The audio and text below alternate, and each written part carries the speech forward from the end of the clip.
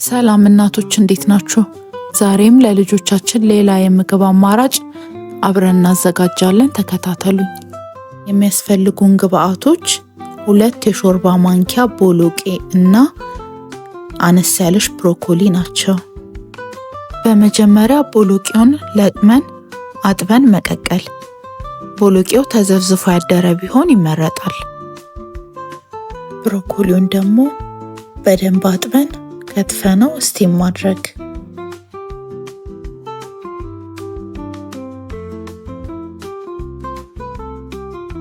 ከዛም ሁለቱንም አንድ ላይ ቀላቅለን በወተት መፍጨትና ለልጆቻችን ማቅረብ።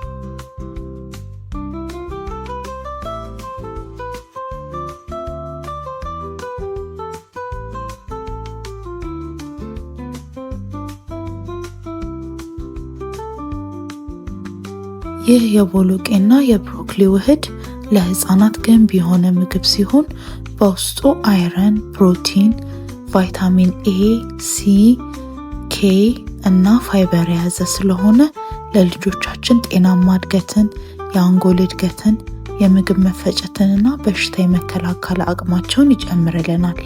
ስለዚህ እናንተም ለልጆቻችሁ ሞክሩላቸው። አመሰግናለሁ።